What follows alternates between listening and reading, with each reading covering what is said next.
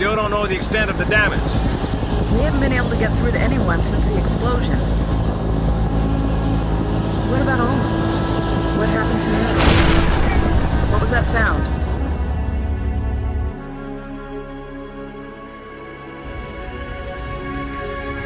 The war is coming. I've seen it in my dreams. Fire swirl, bodies in the streets, cities turn to dust. Retaliation.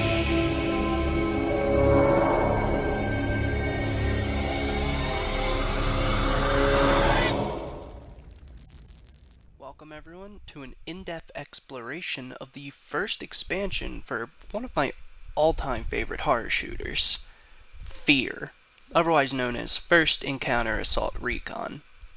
I'm going to be diving into F.E.A.R Extraction Point, which is pretty good as game expansions go. So get ready for a journey through its intense story, the gameplay, which actually kind of changed a little bit simply because of the new weapons and grenade types and the new enemies, and the terrifying new horror that this expansion presents. Before I delve into the expansion's plot and the new elements to it, let me set the stage for it. So, Extraction Point takes place literally a few hours after the end of the first game. We play as the point man again. We have the same old incredible reflexes. However, our mission is quite different now. We've already killed Paxton Fettel. We've managed to shut down the replica.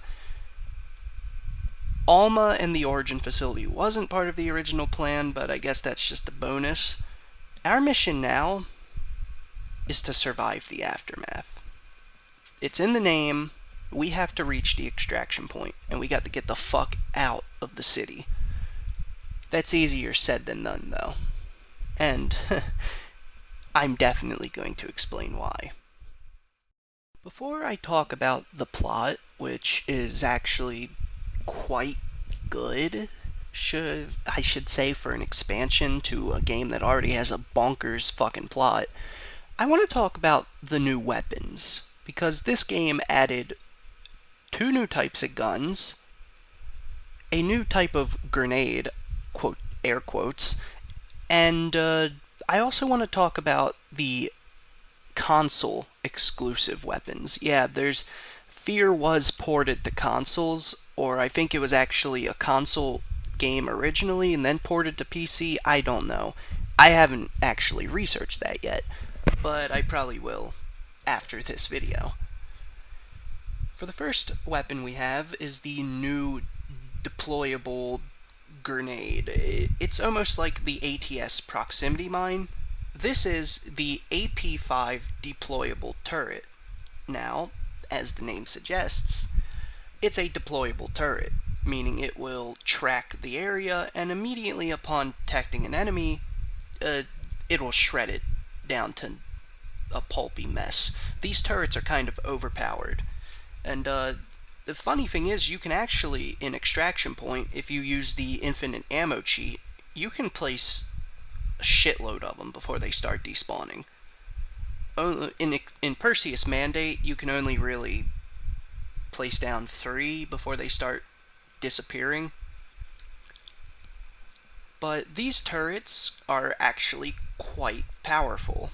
And the funny thing is that they are more effective against the Rev 6 powered armored enemies that you encounter actually quite a lot. They're effective against human targets too. The one enemy that the turrets are not good against, however, maybe the Rev 8 Leviathan mechs, because those things are quite tanky. We'll get to those in a bit, though. The next new weapon I want to talk about is the TG-28 minigun. It's in the name. It's a fucking minigun. Every shooter has one. In fact, I'm surprised that it took an expansion to add a minigun, which brings me to the sad news that I have to break to the 3 F.E.A.R fans, that don't know about the timeline issue, but these weapons, the whole expansion actually, both Extraction Point and Perseus Mandate, are not canon to the Monolith timeline. These belong to the Vivendi timeline. I, on one hand, however, have been doing a secret project, so these weapons are still canon in my book. The TG-28 minigun is incredibly powerful and incredibly loud, and the magazine size, I shit you not, this thing can hold 900 bullets, with the maximum being 900 bullets. And you can grab this thing off of the new enemy type, which we'll get to in the enemy section. The second, though technically final new weapon added in Extraction Point is the Type 12 laser carbine, however you want to say it. It's a laser gun, and it's actually a pretty cool laser gun for a game developed in 2006, because this thing fires an actual laser that will leave scorch marks. It's a known fact that F.E.A.R is one of the shooter games of all time that actually had real passion put behind it. I mean, it's Monolith Studios. They put a lot of passion in their games. That's not always a good thing, though. The laser carbine has a magazine size of 60, with the maximum ammunition being 600, and it is a fully automatic weapon. You hold the trigger down, you can spam a laser for a long time, and it's actually quite powerful. And because of how F.E.A.R's enemy types work, you can actually dismember the replica. It doesn't work on the other new type of enemy, though, because those don't really have a dismemberment log. And if I'm going to talk about the weapons, I have to talk about the console-exclusive weapons. For Xbox 360, players would be able to play with the SM-15 machine pistols, which are pretty much the MP70s from F.E.A.R 3, but they don't make the cool katana slash sling sound when they reload. I've never played with these, and which is funny because I've actually I've played Perseus Mandate and Extraction Point on Xbox 360. I never made it far because I was a dumbass little child who was afraid of the scary ghosts, but it doesn't really matter. These guns aren't that good anyway. They can only carry about 30 bullets in a magazine, so 60, but they're nothing special. Now, for PlayStation console players, you got use the Watson automatic shotgun. It's a shotgun with the barrel drum magazine. Nothing special. All in all, that's pretty much just how many guns were added. And that actually brought a little bit more variety. Of course, the guns from the original F.E.A.R return. You get the RPL submachine guns, the G2A2 assault rifles, the AT-14 pistols, ATS proximity mines, ASP rifle, the 10mm HV penetrators, M77 remote bombs. The Mod 3 multi-rocket launcher returns as well, the MP50 repeating cannon, possibly one of the best guns in the game. The Type 7 particle weapon returns. The VK12 combat shotgun is pretty much just your go-to third slot weapon. The N6A3 fragmentation grenades, well, of course they came back. And you still get to use your fucking kung fu attacks, which still kill enemies pretty quickly. Hey, and if you use the guns cheat, you can carry every weapon in game, so it's kind of like you're playing Doom then, which is fun. Now, the new guns are quite good to use. They feel punchy, not compared to F.E.A.R 3's guns, but I digress. And they're pretty, well, I wouldn't say easy to get, because Extraction Point adds 5 new enemies 2 of which you can actually gain the new guns off of, 3 of which are more or less just obstacles. For the first new enemy, we have the Heavy Riot Armor. They're pretty much the heavy armored guys, you know, the ones with the blue eyes, the weird demonic growling they do when they die. Instead of having the Penetrator, however, they are taller, somewhat, they have giant shields, and they carry the minigun. You first encounter these guys in Interval 3, somewhere in the subway system, finding a dozen Delta Force agents that were just killed by one of them. And this is the weird thing, because the minigun is so powerful, you can only find 5 heavy armored replica, whatever, in the game. Though more do appear in Perseus Mandate. However, now instead of just using the minigun, they use the fucking grenade launcher, and I've got a lot to say about this goddamn grenade launcher, which I will save until the Perseus Mandate video. Fucking grenade launcher. The second new enemy are the Replica Laser Elites. These guys are replica that are covered in head to toe in a black uniform, a silver-colored metal protective body armor, and they carry the laser carbine. Only 5 laser elites are seen throughout the game, making the laser carbine a rare weapon.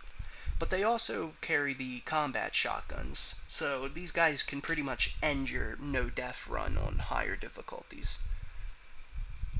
You encounter a lot of these guys throughout the game. I say as there's only 5 of them, but I guess 5 can be considered a lot. But you can also encounter one in the Auburn Hospital, at least I have. Only one, though. Even though these guys are powerful, they, much like the rest of the replica soldiers, don't fare well against the next enemy. And that enemy is the Shade.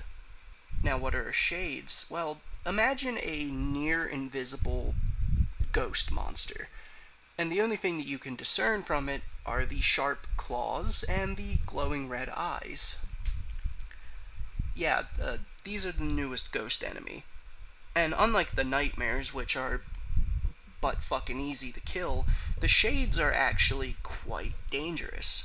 And even though they are kinda just like the replica assassins, these guys will use hit-and-run tactics. And they don't do acrobatics like the assassins will.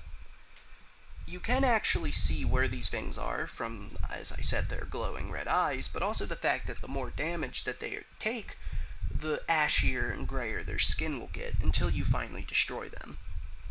Now, the shades actually have 2 different forms, the invisible shades and then the visible ones, which resemble dried, burned up, faceless bodies. These visible ones are actually responsible for the death of one of your allies. We'll get into that. The 4th new enemy, I say in air quotes again, is actually the Mi-24 Hind D. It's the replica helicopter that you saw throughout the original F.E.A.R. And I like to believe that the replica only have the one helicopter, because that's such a funny thing to just imagine. And it makes it even better, because if that's the same one single helicopter, that fucking thing gets shot down in the second game. Karma. And for the 5th and final enemy, we'll talk about the Rev 8 Leviathans. These are the next line of Rev mech suits.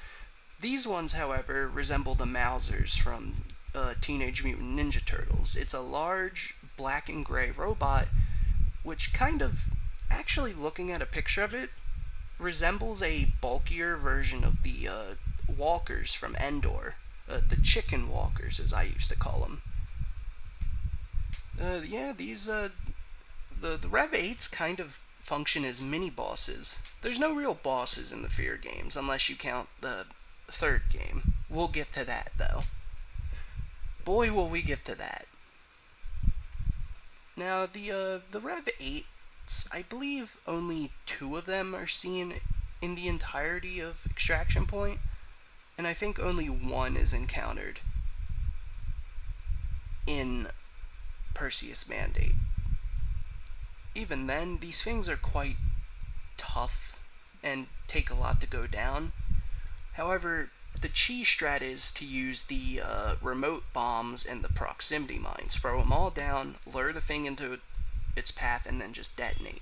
Instantly destroys the creature. The creature. Well, now that we have the enemies out of the way, I have to tackle the plot. And oh boy, do we have a story to talk about. The story of the expansion starts off pretty much a few hours after F.E.A.R left off. After the explosion that destroyed both the Origin facility and a fuckload of the Auburn district, the rest of the city was pretty much deserted afterwards. Now, there's a lot of theories as to how that happened, but we'll get into it. The helicopter that picked up the survivors of Delta Force and the F.E.A.R team, which includes you, Delta Force's Douglas Holliday, and the medic of F.E.A.R, Jin-Soon Kwon.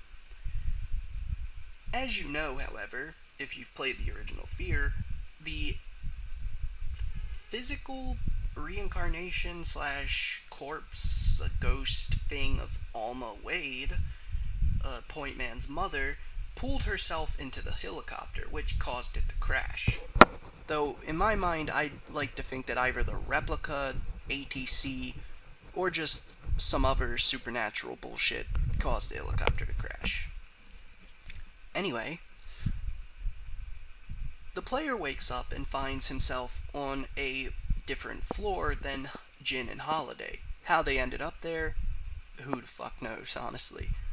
The pilot is dead, and if you take a look outside, you'll actually see that the sky is just blanketed in a thunderstorm, though there's no rain, which really is off-putting, because that's not a normal storm then.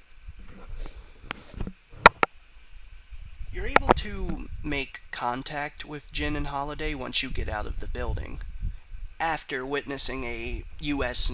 Air Force plane come barreling down and crash somewhere behind a church. Holiday then mentions that he was only able to get a few bits of information from a Delta Force transmission, which says that there is an extraction point at the Auburn Memorial Hospital. Making your way to the church, Jin mentions how it is weird that the city just is empty. Holiday even picks up on that. And the theory is that Alma had something to do with it. I'd always like to think that she just outright kills everyone in the area, though because this is a non-canon expansion, I can't use my explanation that the survivors just went fucking crazy like they did in the end of F.E.A.R 3. Back on track, the Point Man makes it into the church, where he comes face to face with the reanimated phantom of Paxton Fettel. It's not explained how Fettel came back.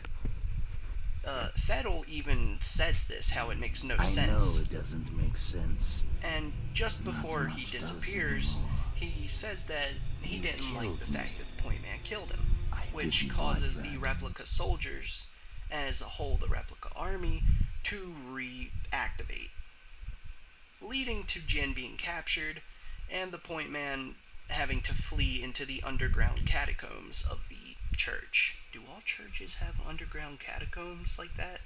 Question mark. The Point Man fights his way through the underground, encountering the new ghost enemies, which decimate the fucking replica easily.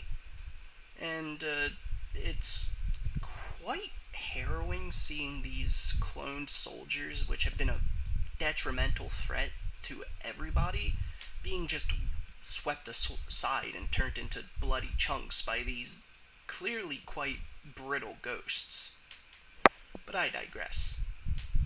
The point man is able to make it into a strange, I guess like a retirement home building. I don't exactly know what this is. This also leads him to the best combat set piece in the entire game. And I will not take any other examples because it literally just is. I mean, watch this.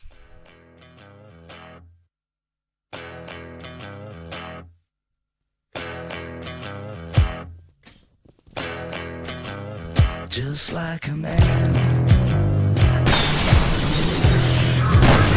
to the disease that's inside you, that's inside you, that's inside you.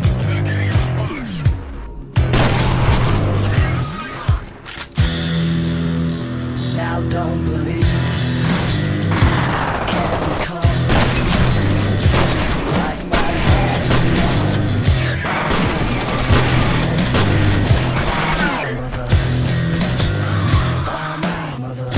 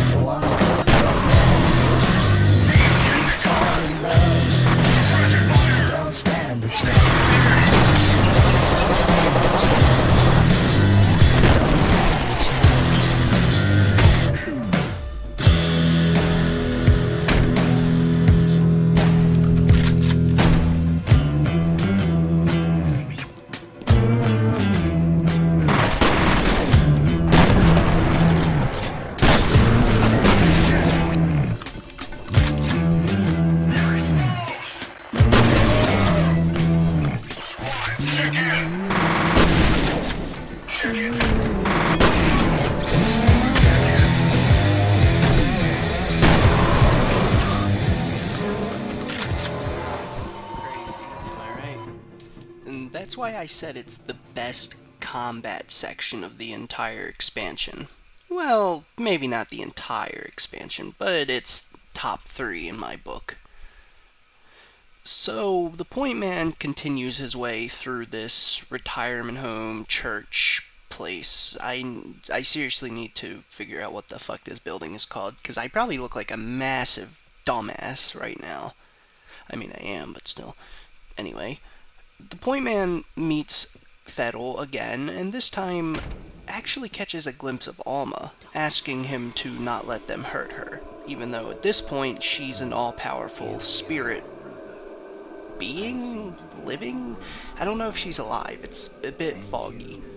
But F.E.A.R warns the point man that their mother is a bit angry. What for? I don't fucking know. I guess she's hormonal or something, giving F.E.A.R 2. If you know, you know. But the point man has to survive a small bout of Alma and her nightmares, upon which he's able to escape the now burning building. I think it's still part of the church. I guess the whole underground catacomb section was just like an older part of Fairport. It's explained a little bit more in Perseus Mandate. Anywho, the point man comes back together with Holiday, and the two plan on meeting up. However, this has the point man needing to go for more warehouse. This whole expansion is pretty much warehouses in the beginning. Kind of like F.E.A.R was mostly just office buildings and water treatment facilities. But I digress. The point man meets up with Holiday a few moments after reaching this large shipping container yard. and the two decide to rendezvous with Jin, who was able to escape the replicas after being transported via the subway, so she's a bit away. The two eventually do make it to a larger warehouse. However, Alma has her apparitions kill Holiday, and it's very fucking brutal. You know, in fact, I'll just let you see this brutality firsthand.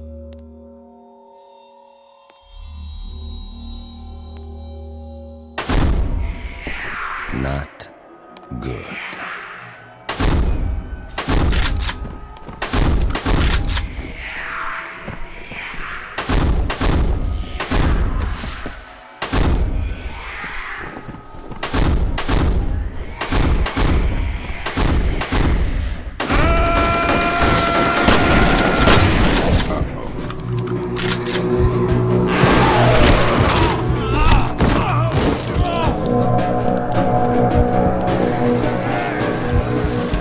Find Jin.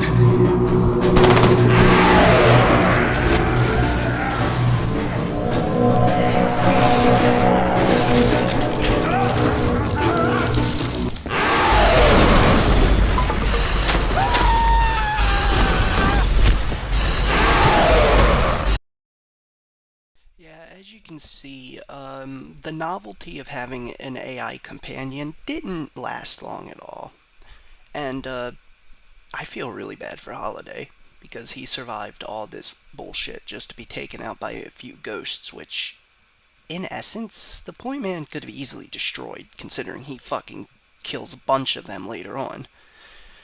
But, nevertheless, the Point Man continues on to the hospital, now pretty much alone, aside from Jin popping into his earphone every once in a while.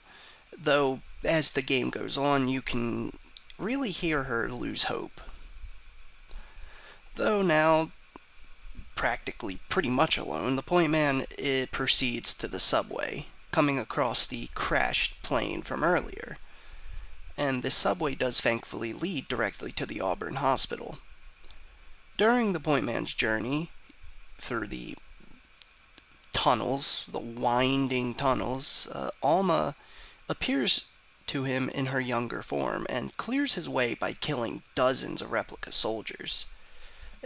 Alma is pretty, flip-floppy in this. She goes from wanting to kill you to wanting to help you. It's a bit unexplained. While this is happening, the replicas, becoming desperate with you practically wiping 50% of their forces out, place demolition charges throughout the subway and attempt to kill you with it.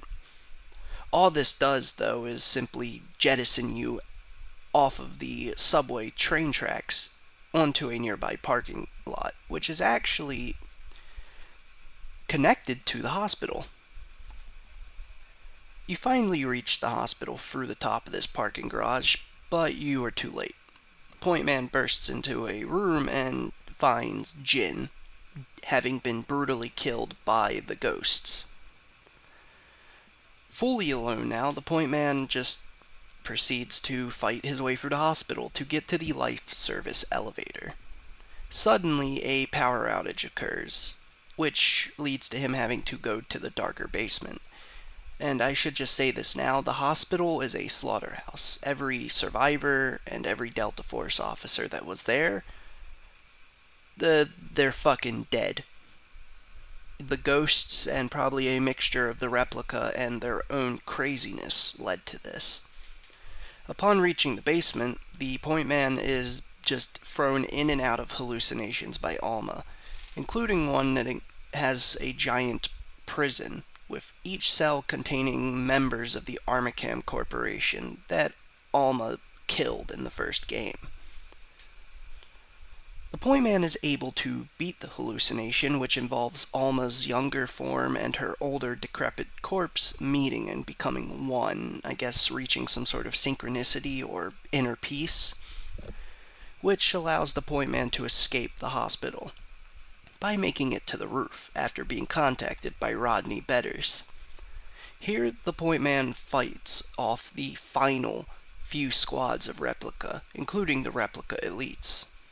However, immediately upon defeating them and reaching the UH-60 Blackhawk helicopter, the helicopter is destroyed for unknown means, leading to the Point Man being blasted backwards into a wall, injured, and knocked unconscious.